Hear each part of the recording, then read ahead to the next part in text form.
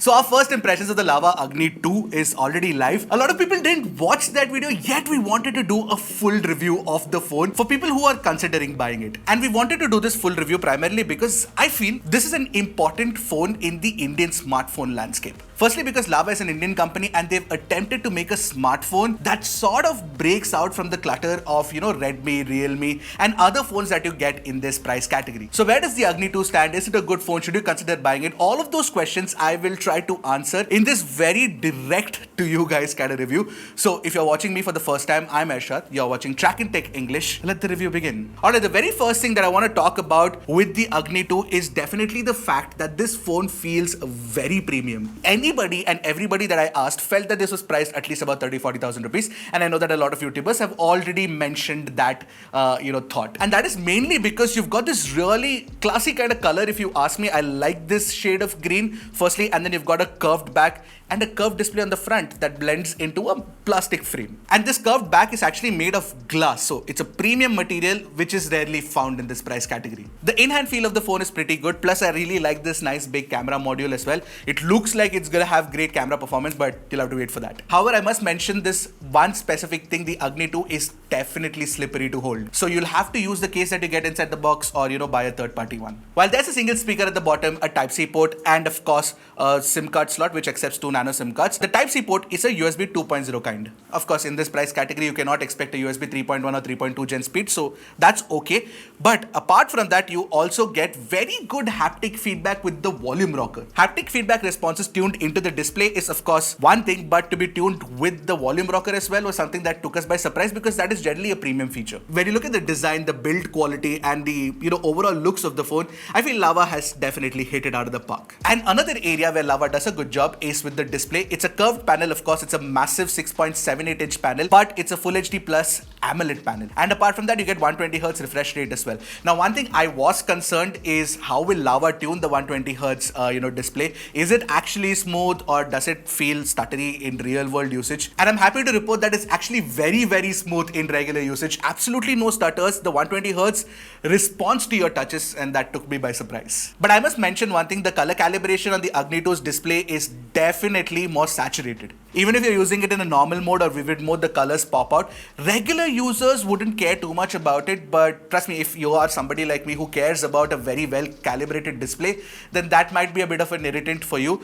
But still, I mean, it looks good. Another thing I must mention is that the display has short sensation alpha protection, and that's a premium glass protection on top of the display. Because the short sensation alpha, if you guys remember, was there in the Vivo X90 series, and this is a 20,000 rupee phone, so that's definitely a good job by Lava. The peak brightness on the phone is 950 nits. It's plenty bright outdoors, and apart from that, when you're watching HDR content as well, the quality of the display is very, very good. HDR content is currently now available only on YouTube. The HDR tuning is done fairly well. It's not available on Netflix, so that's something that you have to keep in mind. The auto brightness doesn't tune itself properly to the environmental light around you. What we notice is that sometimes the auto brightness would keep the screen very dim even if there was a lot of light outdoors, or sometimes it would keep it too bright even if we were in a dark setting. Instead, we use the manual brightness slider, and even there, sometimes it so happened that if we opened an app at a certain brightness setting and we closed it and came back to that app, then it would be in a different brightness setting. So this is the kind of optimization that is lacking on the display. Also, I must definitely mention this: the mistouch prevention algorithm on the curved display is not very good, and a lot of my YouTuber friends have also mentioned it in their reviews as well. That's definitely a problem on the Agni 2. Now, what happens with this mistouch prevention is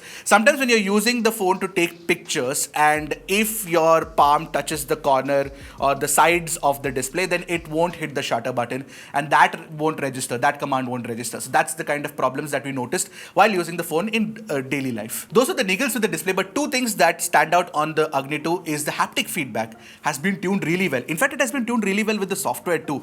So for example, when you're opening the recent page and you move the apps, then you'll see the haptic feedback kick in. Or if you're scrolling through the app drawer, you'll also feel the haptic feedback. And apart from that, while the haptic feedback is great, the in-display fingerprint scanner is also very fast to unlock. So good job, Lava, out there. So overall, display wise and design wise, I'm happy with the phone, and these are two very important parameters that people will look at when purchasing a new phone. Now, while the display is good, to tie up the multimedia experience, you need to have good audio, and that's definitely not good on the Lava Agni 2's single speaker. Take a listen for yourself right next to the OnePlus Nord C3 Lite, and let me know what you think.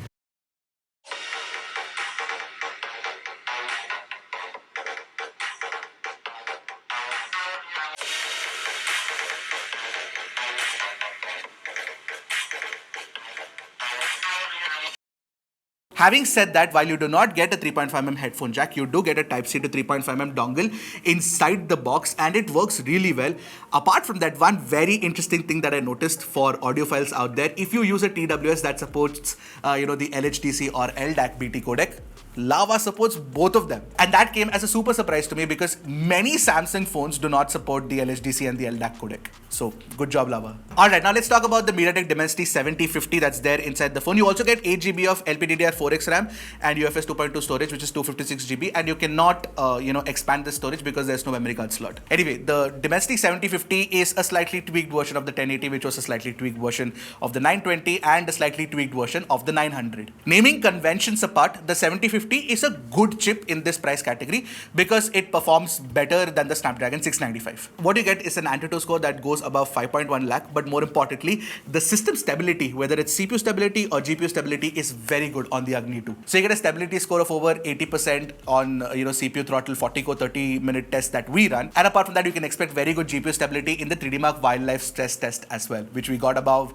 99%. Gaming is also very good. With COD Mobile, you can play at low max or very high settings, and we played more than a couple of sessions continuously, and the phone doesn't heat up as well, so there's no heating issue, no throttling issue. Very well done. But you need to note that the Dimensity 7050 is not the most powerful chip out there. If you want a phone with a much better chip, then you should go for something with a Snapdragon 778G or the Dimensity 8100 inside the Redmi K50i, which is a very powerful chip. Very importantly, I must tell you this, the 5G performance on the Agni 2 was very good. Whether we used Airtel or Jio, the performance was good. The call quality through the earpiece is also very good. No complaints there. As for the battery, you get a 4700 mAh battery inside the phone, and you get a 66-watt charger inside the box as well. Now, there seems to be some problem with the 4700 mAh battery inside our unit of the Agni 2 because we got a screen on time of about 5 hours on a couple of runs, so it wasn't well calibrated for some reason, and also the idle drain was way too high. And we know for a fact that our other YouTuber friends have had better battery life, so I have a feeling that this is a problem with our specific unit. Thankfully though, the 66-watt charger can charge a battery from 0 to 100 in under 45 minutes. That's what we tested. So battery performance has been slightly ambiguous, I would say. I think it's good for most people who have tested the phone, but for us, it's not been great. Finally, talking about the camera setup, you have a 50MP primary camera, 8MP ultra wide, a couple of 2MP sensors, macro and depth, and on the front, you get a 16MP selfie camera. The camera performance of the primary camera is decent in daylight. It's sharp enough, it actually renders very natural colors, especially the skin tones. We were surprised by it.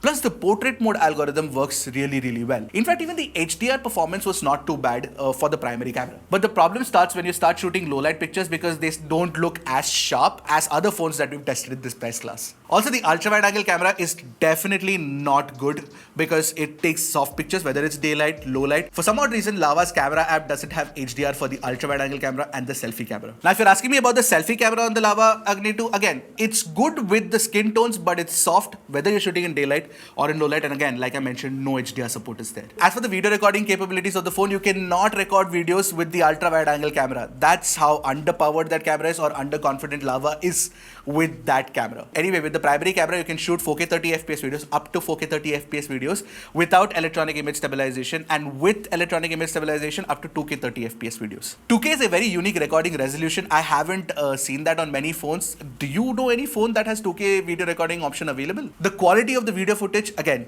not very good. Video is not something that the Agni 2 excels at. Even with the selfie camera, you get only about 1080p 30fps. The quality is not good, especially the HDR performance is really bad. So the one compromise that Lava makes in this price category is the camera performance. So if you want a better camera phone, I would sincerely suggest you considering the Realme GT Neo 3T or of course the Moto G73. But Lava pulls back another win with the software experience of the phone, because what you get is clean, near stock Android experience with just 29 pre-installed apps. Really, I just want to thank you, Lava. Because most of the Redmi and Realme phones in this price category, they throw bloatwares at you, they throw personalized search at you, they throw glance integration at you, and it is such an unrefined experience that this one feels class apart. And it works really well too. For the most part, apps open fine and everything just works absolutely okay, except for a few silly bugs that we noticed in our testing. For example, we weren't even charging the phone, and when we opened the battery settings page, it said charging wirelessly. I mean, Lava, come on, this phone doesn't support wireless charging. And while calling, we made multiple calls to test the, of course, phone's performance. Once or twice the phone app crashed, but we didn't notice anything after that. And since this is running stock Android, the phone app is also off stock Android, so call recording option will not be available without an announcement.